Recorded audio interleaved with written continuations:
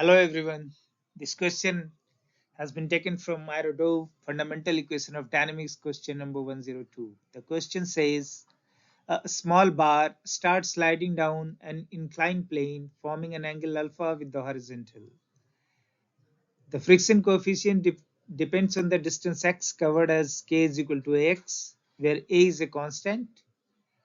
Find the distance covered by the bar till it stops, its maximum velocity over this distance. So these two things are to be found. So what is given in the question is coefficient of friction k is equal to ax, where a is a constant. Alpha is the angle of inclined plane from the horizontal. What is to be found? The distance s covered by the bar till it stops and the maximum velocity vm acquired by the bar during this distance coverage. So let us visualize the motion of this bar. What will happen when the bar released from position O? Only the component of gravitational force mg sine alpha will be acting along the inclined plane. Friction force will be 0 at O. Why? Because your coefficient of friction will be 0. Moment it starts sliding down, the x will change and coefficient of friction accordingly will change, and the friction force will start coming into play. It will start opposing the motion of the bar sliding down. So if you see, as the x increases, coefficient of friction also increases, means the friction force will gradually increase.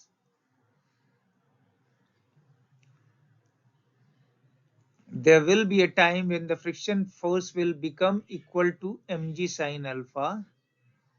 So after that, the bar will start retarding and eventually it will come to stop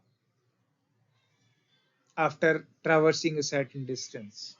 The question is saying how much distance the bar will slides down from the position O till it comes to stop. For the convenience, we have made this diagram, and let us take y axis is as perpendicular to the inclined plane and x along the inclined plane.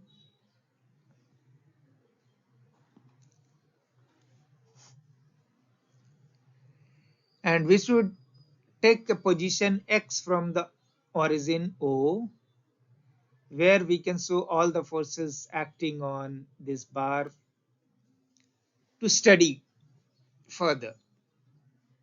So at x distance, what is happening? Mg sine alpha is acting down along the inclined plane. Friction force will be k into normal reaction force N, acting up along the inclined plane. And let us say that v is the velocity at this x distance.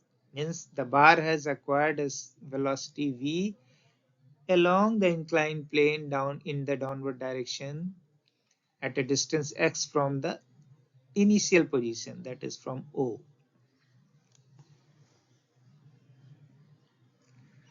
So at this condition, at this location, we should write the equation from Newton's law of motion. All the net forces in the y direction is equal to mass of the bar into acceleration of the bar in the y direction. But as we can see that bar is not leaving the contact from the inclined plane, means there is no motion along the y direction, means acceleration is 0. So mass into acceleration, acceleration in the y direction is 0. So this all the net forces acting in the y direction will be 0. So what all forces, if what all forces are acting in the y direction is the normal reaction force on the bar that is coming from the inclined plane to the bar, and the component of the weight of the mass perpendicular to the bar, that is mg cos alpha. So n is acting in the positive y direction, mg cos alpha is acting in the negative y direction. So n will be positive, n minus mg cos alpha will be 0. Solving this, we are getting n is equal to mg cos alpha, that is, and we can nomenclate it as equation number 1. Now we will write the equation of motion in the x direction. So summation of force in the x direction will be mass into acceleration in the x direction. That is equal to m into dv by dt. Why we changed into acceleration into dv by dt is because we are interested in getting the velocity and the distance traversed by this bar.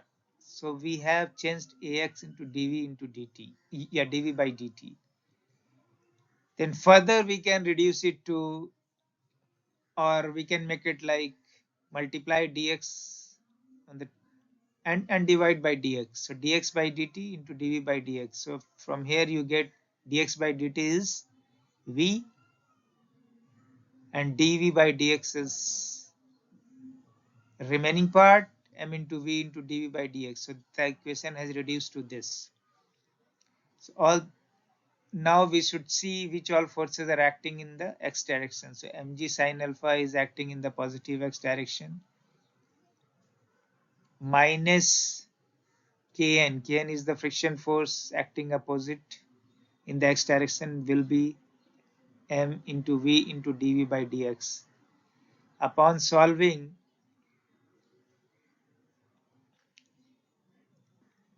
we should come to an equation g sine alpha minus a into x into g cos alpha dx is equal to v into dv. So we should integrate both sides. X, since we are considering the motion at x distance away from the origin, that is from 0 position.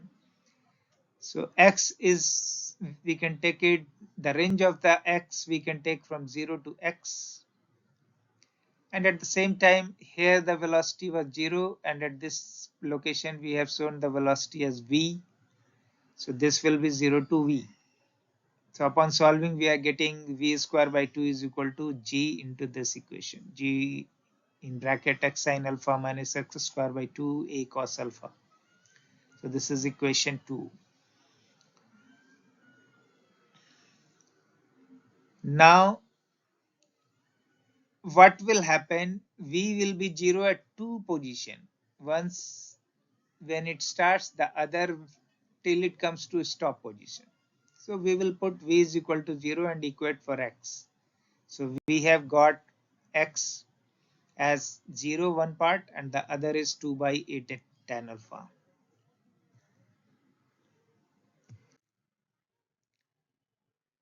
As the motion of the bar is only along the inclined plane, the bar will travel a distance of s is equal to 2 by a tan alpha till it stops.